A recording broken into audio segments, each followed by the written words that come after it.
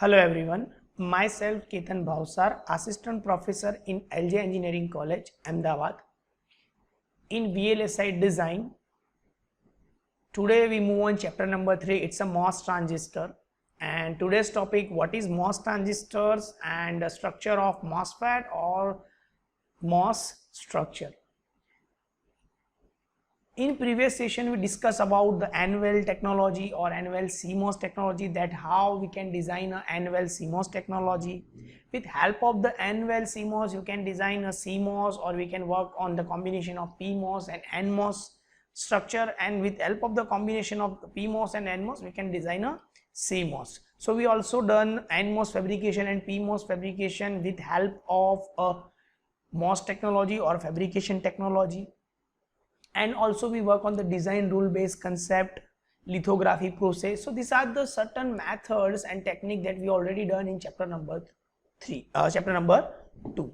So now we move on chapter number 3. In chapter number 3, after designing or after fabricate a MOSFET, how we can work on a current and voltage calculation. So first of all we have to study a 3D way, or it's a structure of MOSFET. So how the MOSFET structure is look like, and when you provide external voltages to the MOSFET, then how actually it will react. It will work on the accumulation layer, depletion layer, surface inversion, or there are the number of things that we have to follow. So now we move on that particular technology, that how we can work.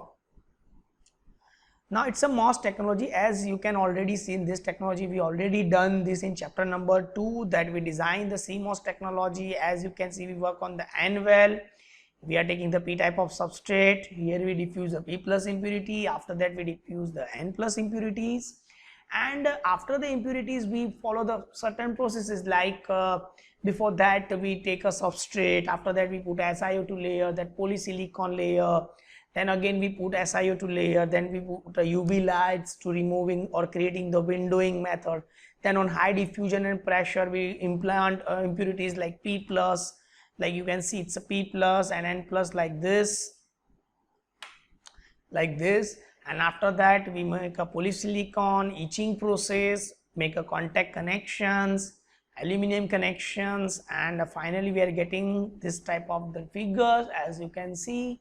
And in detail way it look like this. As you can see in the number of books you can identify this type of the concept or this type of the figure, but in practical way or in the depth of the CMOS technology we have to follow this strategy on this design. As you can see, it's N plus diffusion, P plus, it's a polysilicon, it's an implant, it's a metallic connection, gate oxide. Red one, it's a polysilicon. This one is a contact cards that you provide the gate or source terminal, and also the filled oxide to provide the conductivity to the substrate and also provide the protection. So this thing we already done in MOS technology or in chapter number 2 when we study Anvil fabrication. Now we go into the depth, and now we see the MOS structure, that how we look. So first of all, what is MOS transistor? Metal oxide semiconductor structure shown in the semiconductor substrate with a thin oxide layer and a top metal contact referred to as the gate. As you can see in this particular diagram, we are talking about this particular portion. A second metal layer form a ohmic contact to the black of the semiconductor, and it's called a bulk contact. The structure shown as a P-type substrate we will refer to as this one is a N-type MOSFET or N capacitors, since the inversion layer contains electrons. Definitely if you are taking the P-type of the substrate, then definitely you are designing the N MOSFET. As you can see, this one is a MOS structure, or it look like on the 3D way. It's look like this. This one is your substrate, this one is your oxide, it's a gate oxide, polysilicon gate terminal, aluminum section to provide the conductivity. This one is your gate, means input terminal, substrate. So it look like this when you show into the 3D way. And here you can provide the gate or source terminal, and here you are taking the gate terminal, and here also one terminal, but right now we are considering only 3 terminals. It's a gate, drain and source, but also one hidden terminal is there. It's a body or substrate terminal. It also play a main role when you are connected multiple MOSFETs together. This one is the structure. Finally in the books it's look like this.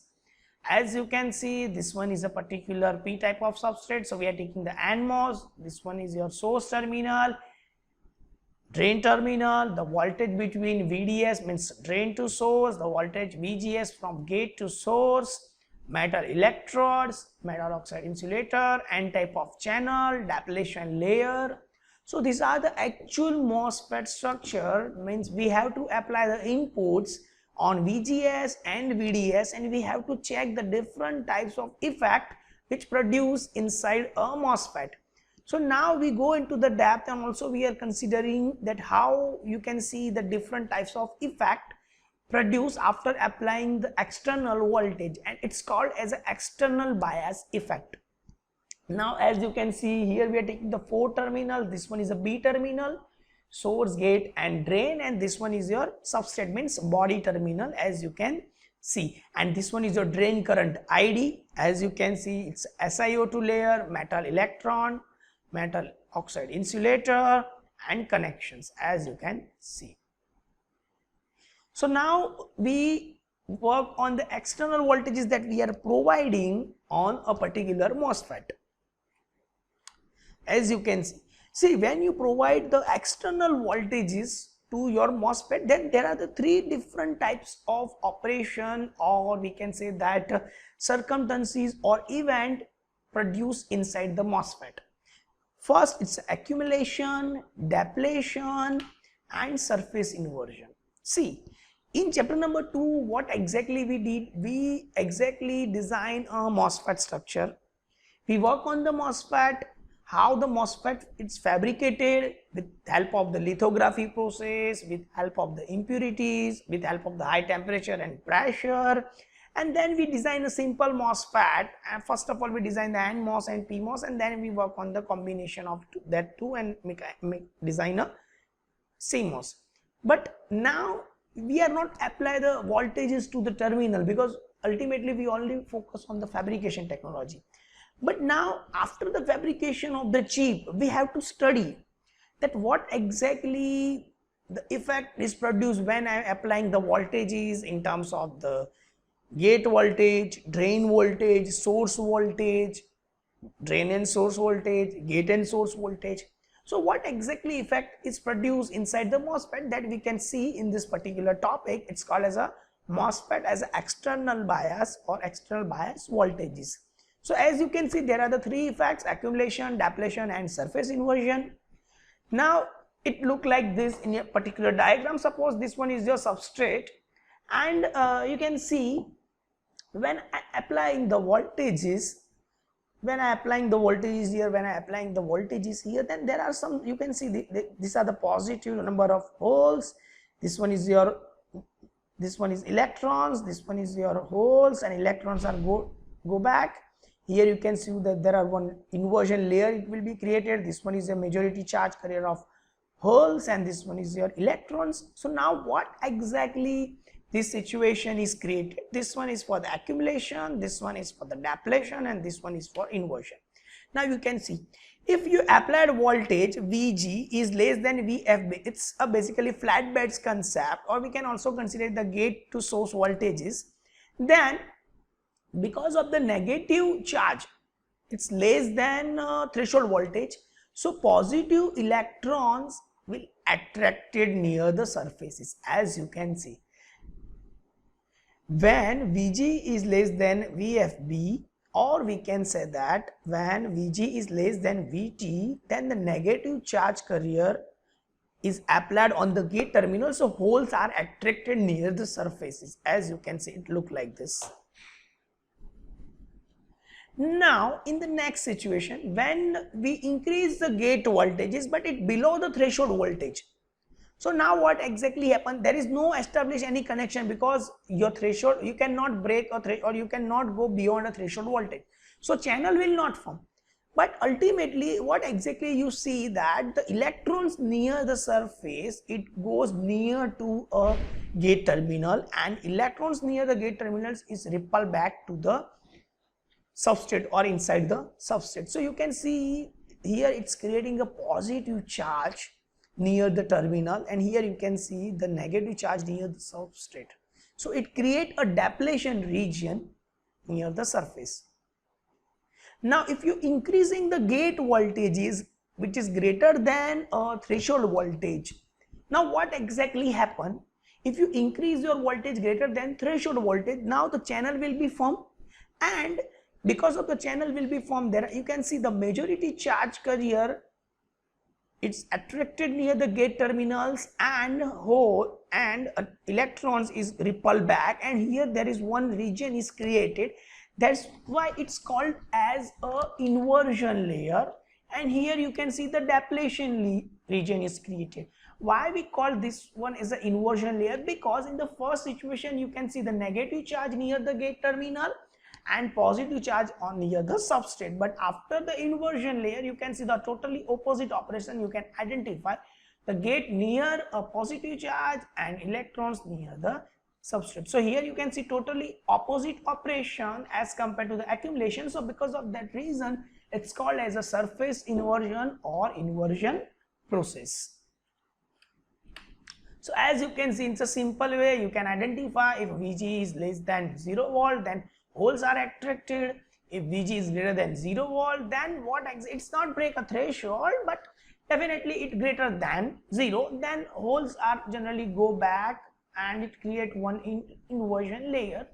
And if you increases more and more, then again electrons and holes are created near the surface, and it create a surface inversion issue. Because here you can see the first of all you can identify a holes, but now you can see it's electrons. So we can say that the surface inversion is take place because instead of the holes right now you can see the electrons, because here positive charge is increased more and more, and because of that reason it create a surface inversion. So as you can see, this one is the simplest way you can identify, and this one you can identify with help of the graphical way, with help of the flat band. It's nothing but it represents the gate to source voltages. So you can get a better idea then how we can design a different types of concept or different types of methodologies with help of these three effects.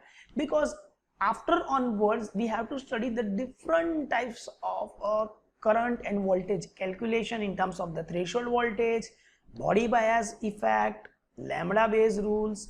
Also we have to work on the gamma coefficients, lambda coefficients, channel length coefficient. So in each and every situation we have to go with this three region, because surface inversion is a final result or final output, because first of all is accumulation, depletion, and then surface inversion. So we can easily see and identify when we apply the voltage is greater than threshold voltage. So it's play a main role for upcoming each and every topic. We always focus on the inversion layer mostly, and depletion in some of the situation. As you can see, the accumulation occurs when one applies a voltage is less than the flat band voltages, and the negative charge on the gate attracted holes from the substrate to the oxide semiconductor interfaces. So only a small amount of band bending is needed to build up the accumulation charge, so that almost all the potential variation is within the oxide.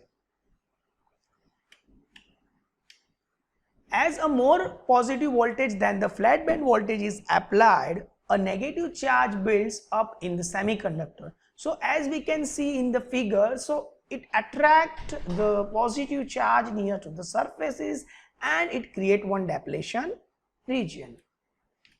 Same way as you can see the inversion layer, if it increase more and more, so you can see now the electrons are near the substrate and holes go back down. So because of that reason it create a inversion layer. So definitely these points are very important when we are dealing with this point, but with help of this particular figure or this condition you can easily write down in exam point of view also, and you can also remember this thing easily.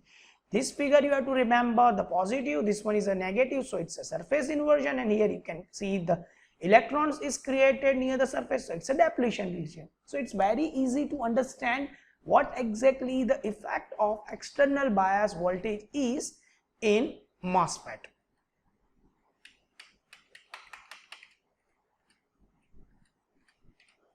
So I hope you like this session and you can definitely get the idea what exactly the external bias effect in MOSFET.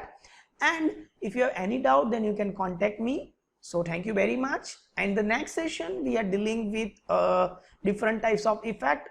If you increasing more and more voltages, and there are the different types of pinch off effect and linear current and drain current calculations, we go in further slides or further sessions. So thank you very much.